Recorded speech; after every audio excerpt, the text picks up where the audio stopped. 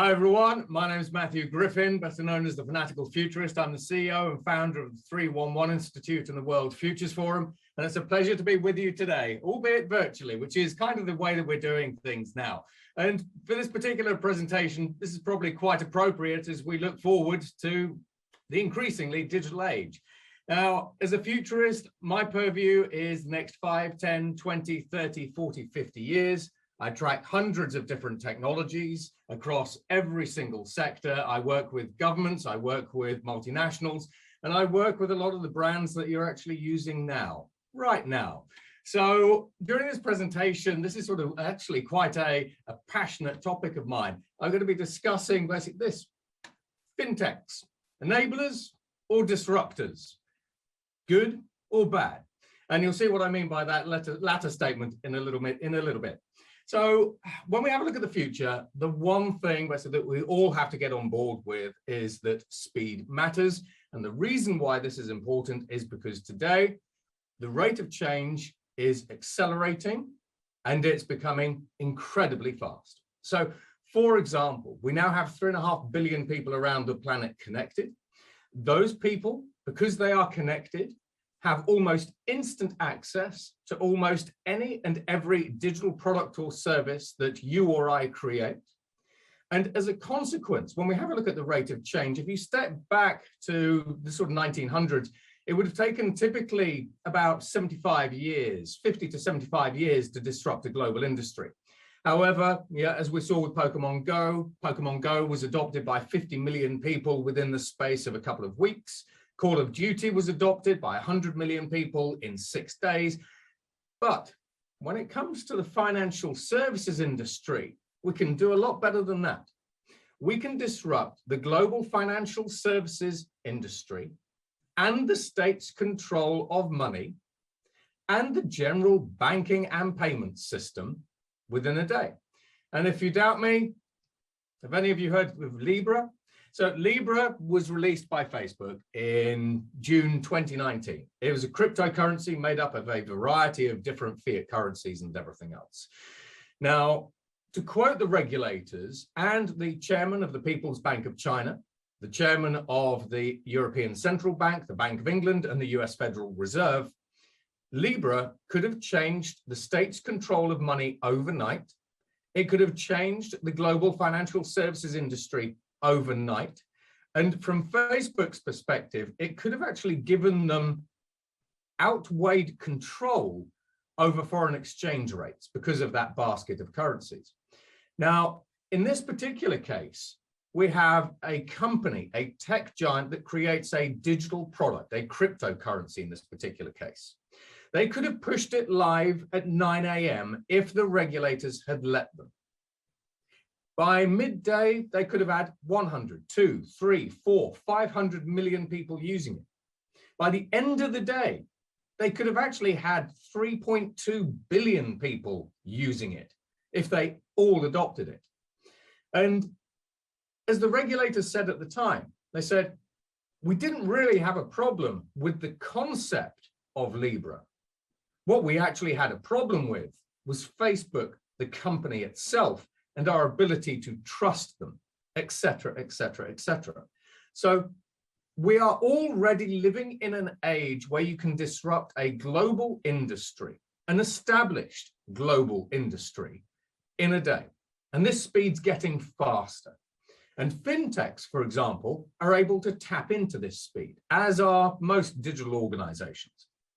Now, as the head of strategy at JP Morgan says, digital is a once-in-a-generation shift, which is why I guess they are spending $13 billion every year transforming their bank. However, the other thing that digital does is it breaks down all of the previously distinct boundaries between all of the previously distinct and siloed industries. So for example, if I go and have a conversation with a bank and I say, what industry are you in? Almost every bank will give this reply. Stupid. We're in the financial services industry. We provide loans, savings, mortgages, financial services products, wealth management, etc., etc., etc. If I ask a retailer exactly the same question, they will again say, stupid. We sell stuff. If I go and ask a car manufacturer what industry they're in, well, stupid. We're in the business of selling cars. When you go and ask a digital organization, for example, the global tech giants, the exact same industry, and say, Google, Amazon, Alibaba, Tencent, the fat bag crew, as they're known, what industry are you in? They'll go, stupid. All of them. Because when you have a look at companies like Amazon, Google, Facebook, et cetera, they are in retail. They are in finance. They are in healthcare. They're in logistics. They are in entertainment, et cetera. So once your organization becomes a digitally native organization, that's just your starting point for disrupting not just your own industry, but other industries around you. And it gets better. So from my perspective, personally, I think the banking system is actually broken. And I'm going to walk you through why I think it's broken. And I'm not going to play a blame game. It's not your fault. And the reason why I think it's broken is because as an industry, it's not about you.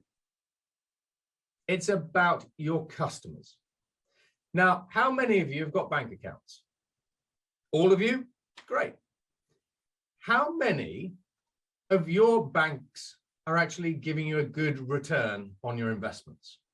In short, I could actually argue that banks are the Facebook of the finance world. So we constantly complain that companies like Facebook and Google treat customers as the product. I give my data to Facebook. Facebook sells the data for revenues and profit.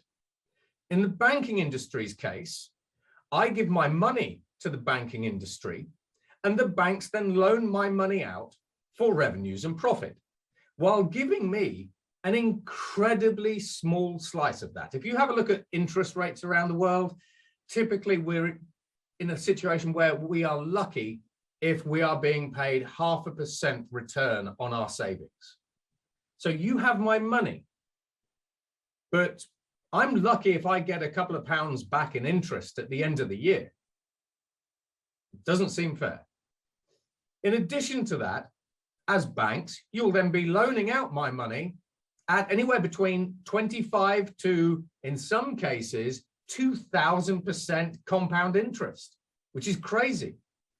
Now, when we have a look at this, as I say, it's not your fault. You're fine.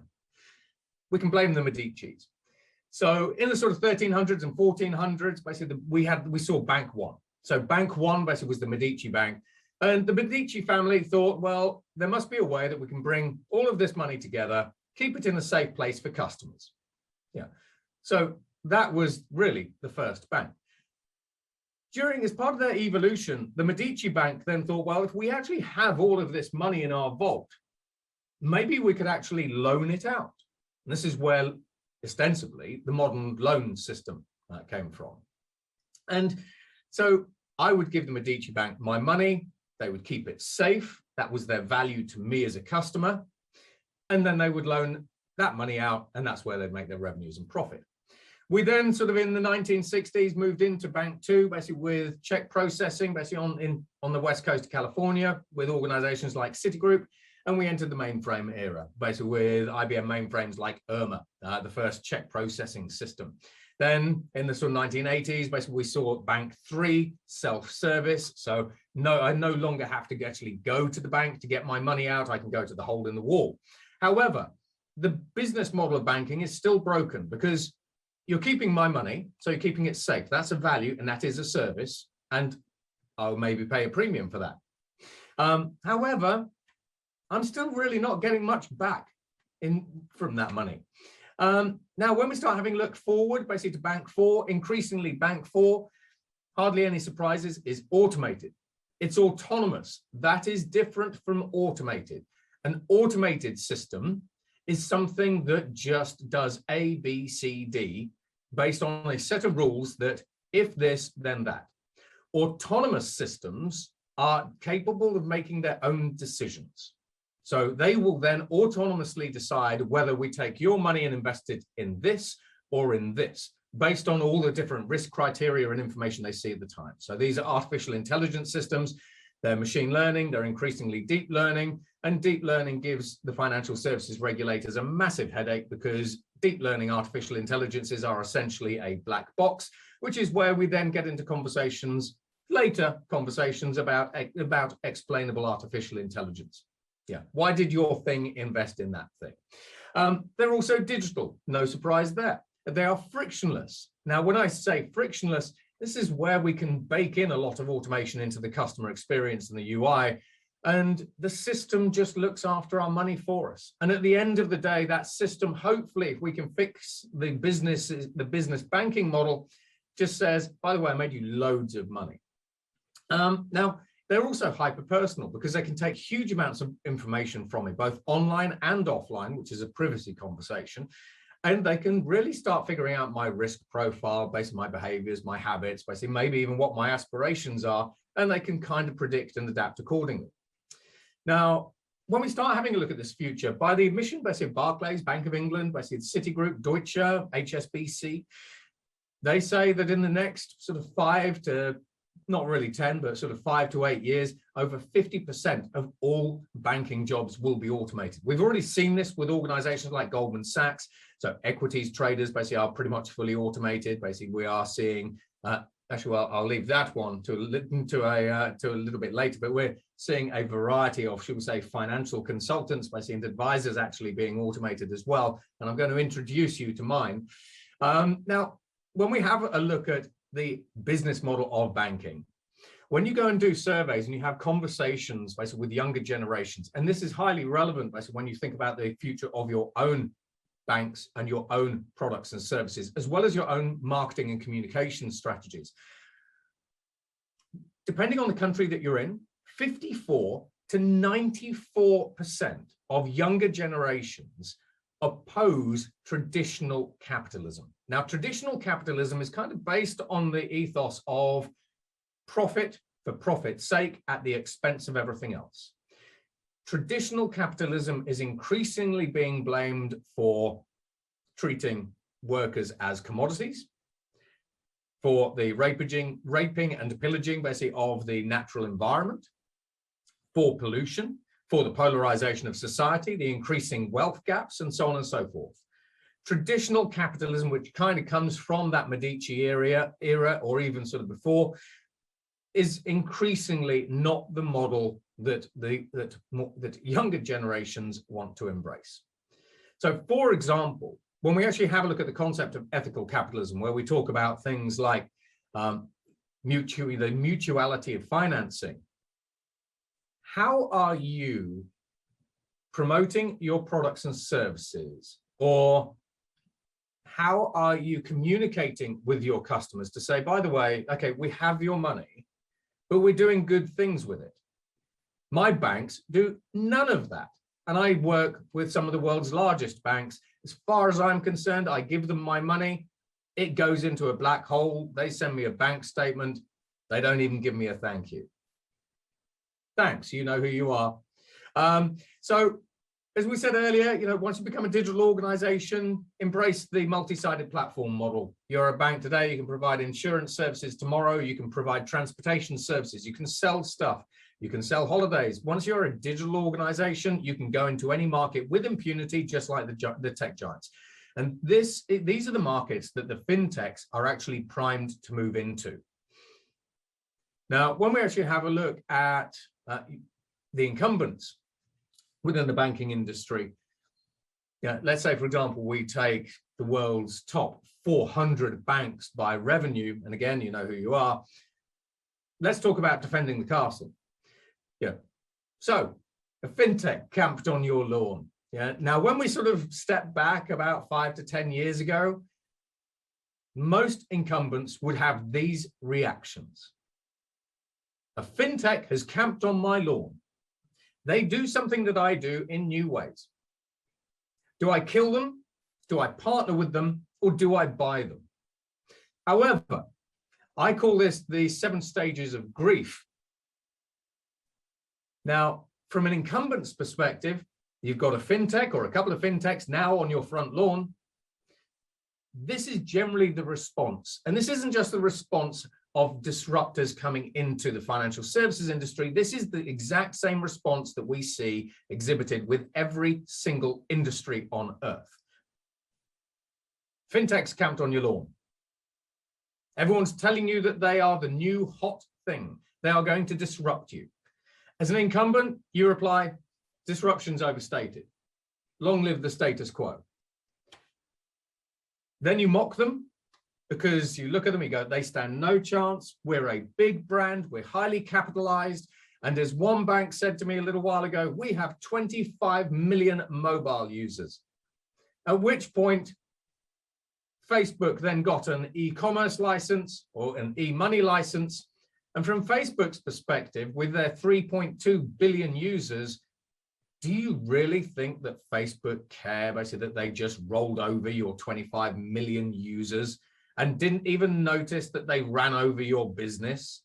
Yeah, but nevertheless, as an incumbent bank, you look at fintechs and you mock them. They stand no chance because they've got no money, they've got no real backing, they've got no market traction, they've got no real customers. So what? Nice gimmick. Mock them. Then the next thing happens. You're bamboozled. And this is the first time I've ever used this word in a presentation, but it's a good word. You know, so they grew and they got customers. Who knew? And then as these fintechs start growing, getting bigger, starting eating into your revenues, your profits, your market share, your customer base, et cetera, et cetera, et cetera, this is where inevitably most incumbents will then start throwing Sue balls at them. You know, you can't do that in that way because the regulators won't allow it. You get the regulators on your side and you go to the regulator and say, look at this new thing. This new thing basically is disrupting us and they can't do that. They're not allowed to do that. That's unfair. You know, can't you do something about them? Can't you just pull their license? Can't you kill them? And a lot of these particular tactics, and it's not just the financial services industry, it's every industry.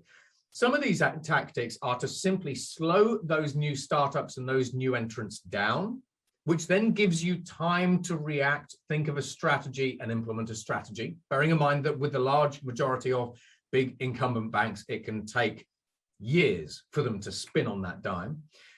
Or in the best case, you kill them. That's it. In which case, it's kind of a win-win. That's it. But nevertheless, Sue balls and regulation follow. Now, a lot of those Sue balls fail. The regulators look at these new startups and they go, well, actually, you know what? We quite like what they're doing. So we're just going to let them run. We've seen this with companies like Uber and Airbnb. As I say, it's not just unique to the financial services industry. And all of a sudden, basically, the incumbents go, hang on, you know, these startups are starting to eat into our market share, our customer base, our profits and revenues are being affected. The regulators have actually approved them and actually support them. They're growing, they're getting investment, they're now worth multi-billion dollars, et cetera, et cetera. And now at the boardroom, and I see this time and time again, now at the boardroom level, you have the CEO, the CFO, basically the CIO, CTO, CXO, the entire suite going, what's our reaction? What do we do about this fintech, basically, that is now not just sat on our lawn, they're now starting to break into our building.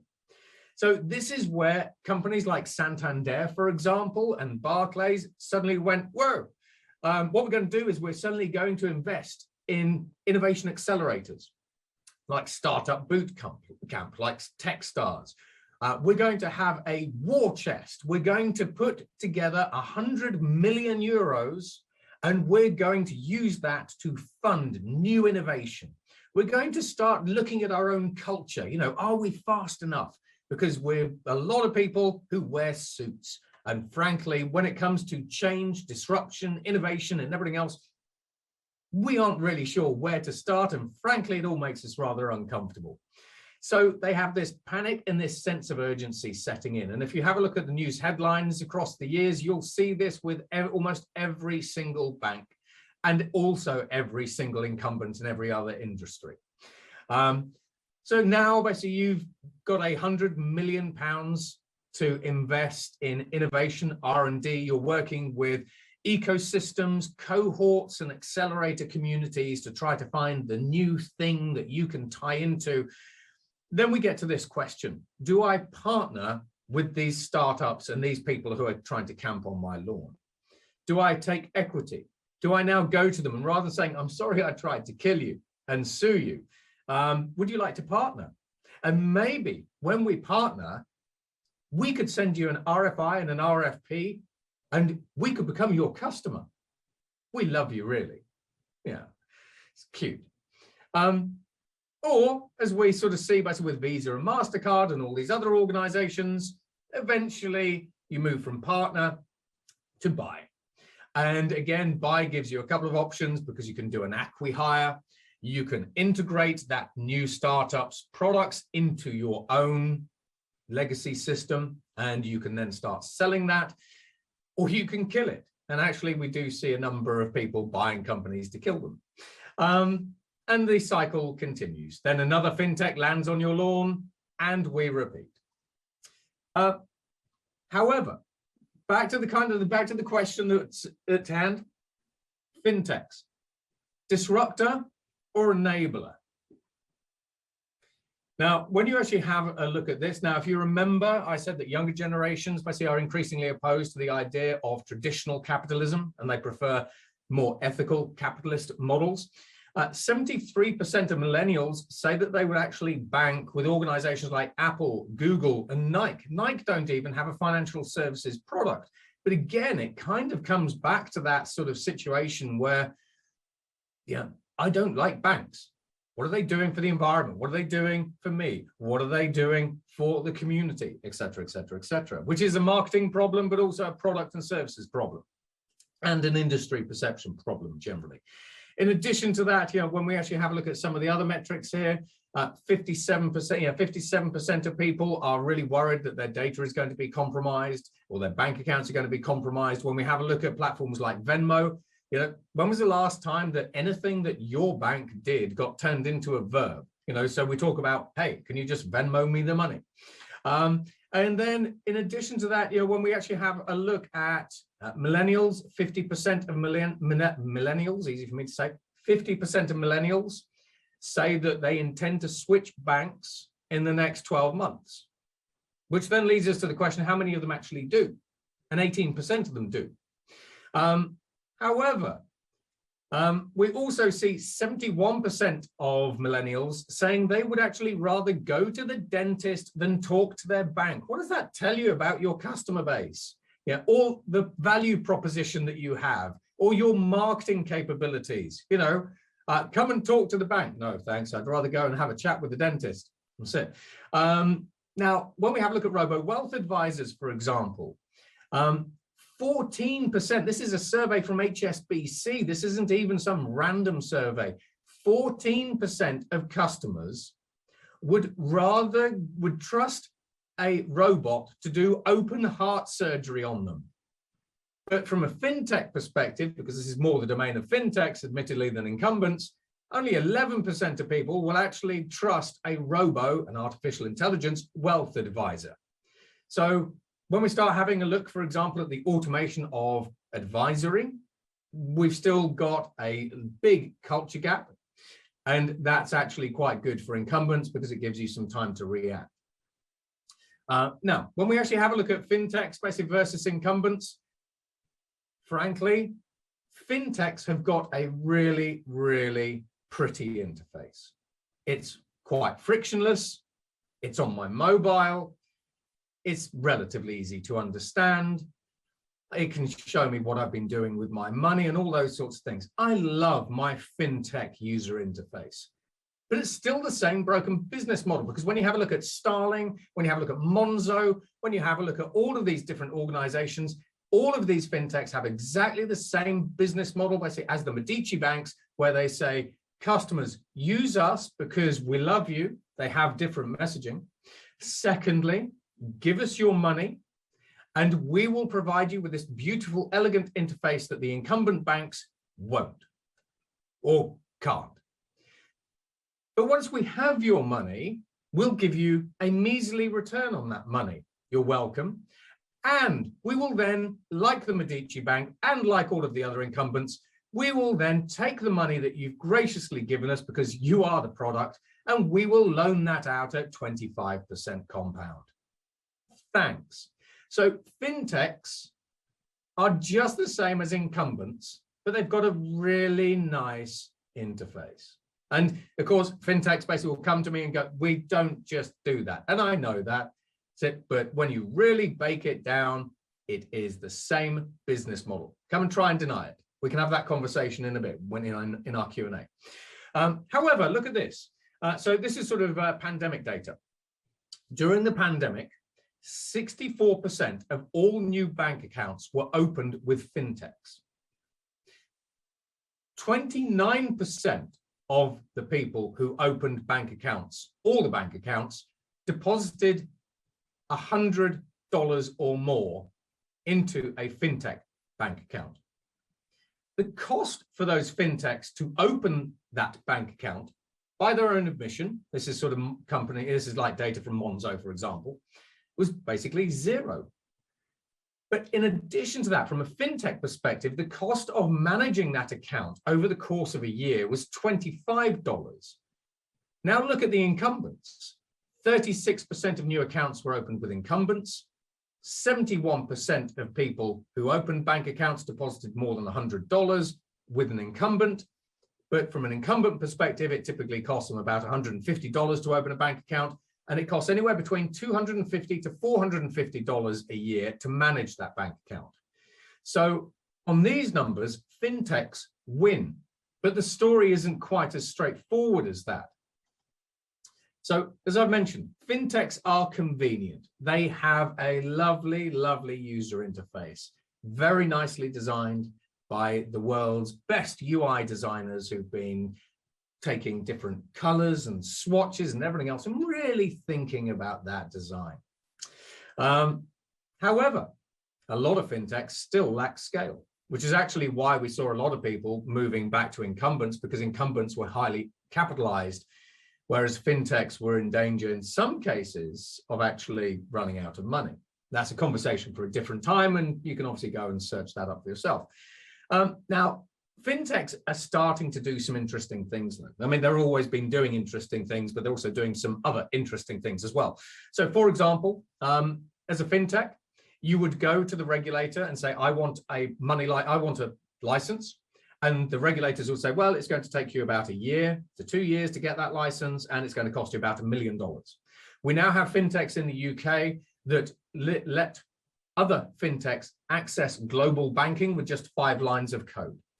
So if you're a fintech, now all of a sudden you have other fintechs that are eliminating $1 million spend, and they are increasing the speed at which you get access to global banking by a year, pretty much by 100%. In addition to that, when we start codifying all of the different securities and exchange and financial regulations, we can set artificial intelligence loose on it.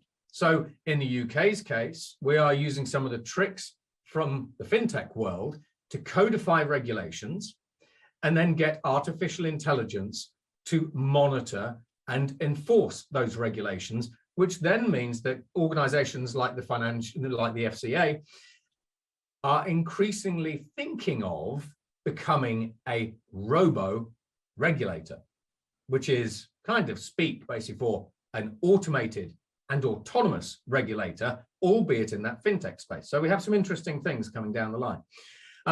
Now, the data that I sort of showed you a little bit earlier, from an incumbent's perspective, while you lost 3 out of the 4 battles, you won 1.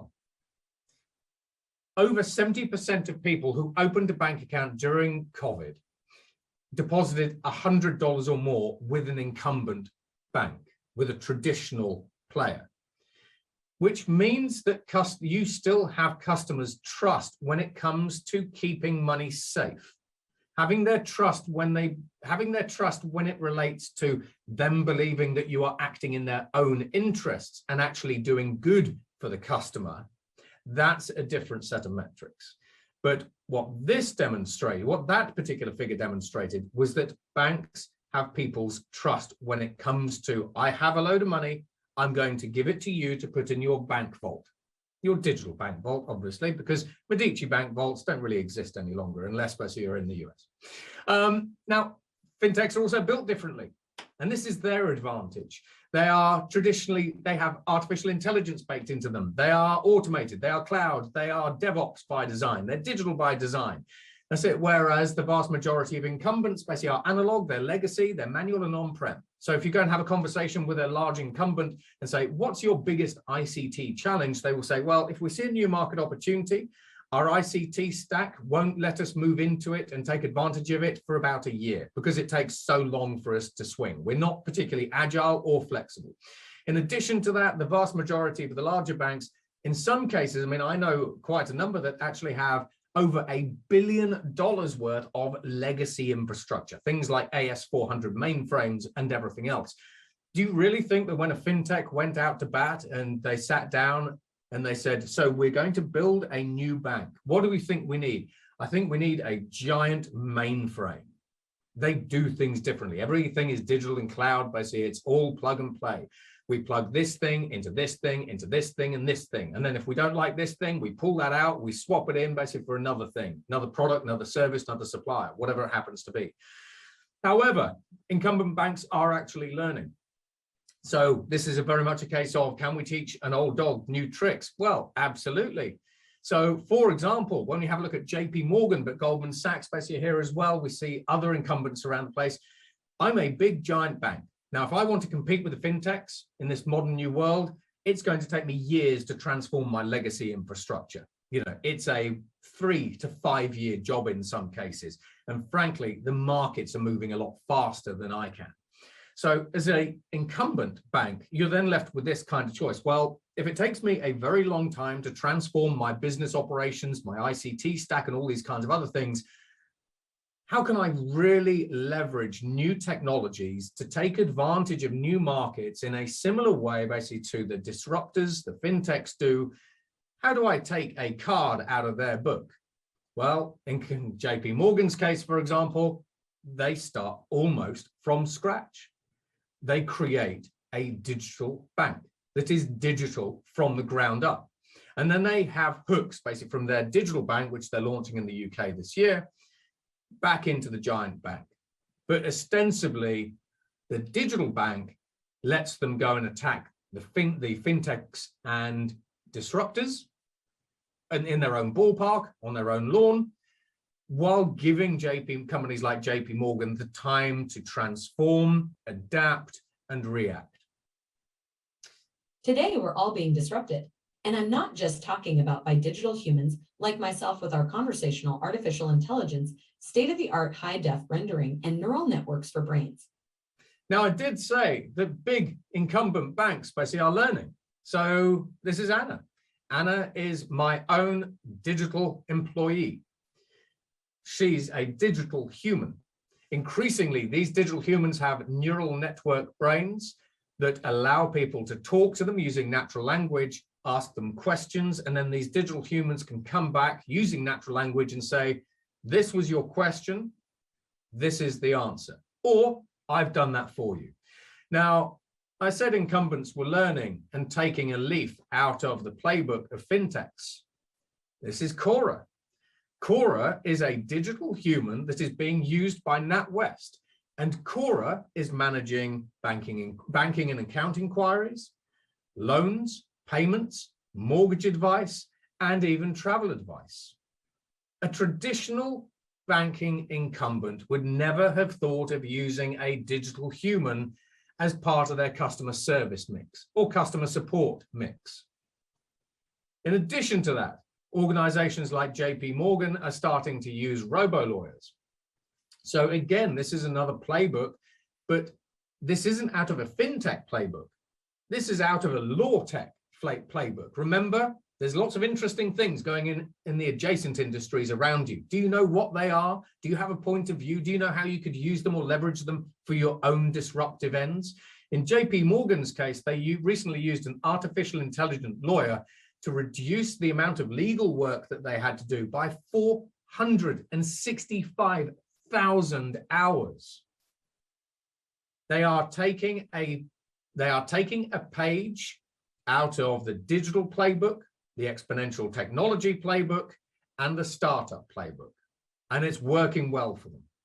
In addition to that, when we have a look at KYC, we have organizations like KYC Chain, where we now have KYC in the cloud that you can just tap into. And again, from a fintech perspective, why build my own KYC system? Okay, I could own it and I could turn it into a proprietary store of value and everything else, but why not just plug into theirs, pay them a service? And again, when we actually have a look at the way that core banking systems are actually changing for regular incumbents, increasingly it's a why build it yourself when you can just plug into someone else's? It feeds into that agility and flexibility and the ability to move at speed play. And then this then brings us to this, which is the roundup. It's the summary and everything else. What is fintech's lasting legacy? Are they a disruptor or an enabler? Now, on the one hand, fintechs, I say when they first emerged, but when we sort of ended up going through the hype cycles, fintechs caused a lot of panic within the traditional financial services community, which then created a sense of urgency, which is when we then saw huge investments in research and development, innovation accelerators, doing new things in new ways, culture reform, et cetera, et cetera, et cetera. However, their lasting legacy, and as to the question of are they a disruptor or are they enabler? Sure, they disrupted a couple of things, but really they disrupted the interface. And they disrupted things like payment systems, instant payment systems, blockchain-based payment systems, the global payment systems like SWIFT networks, et cetera, et cetera, et cetera. It's a slightly different conversation, but nevertheless. The biggest impact that fintechs have had on the global incumbents is this. They have enacted a massive, massive culture change. And every bank, frankly, should learn from a fintech. So they are enablers, but they are enablers in a broken business model. Because as I said, fintechs have a very pretty interface. They do old things in new ways. They do new things in new ways. But fundamentally, from a customer perspective, they take my money, give me very little back, and then they go and spend my money elsewhere. So is the real opportunity here to act like a fintech? Or is the real opportunity here to transform your business, your products, your services, your culture, your marketing and communications, and actually work with customers in new ways to deliver new things basically that align with their values and their sense of purpose and the world at large? And we'll be asking a lot of those questions in the Q&A session. So I hope you enjoyed the presentation. Thank you very much. My name is Matthew Griffin, and I'm going to be available for Q&A in a couple of minutes. Take care.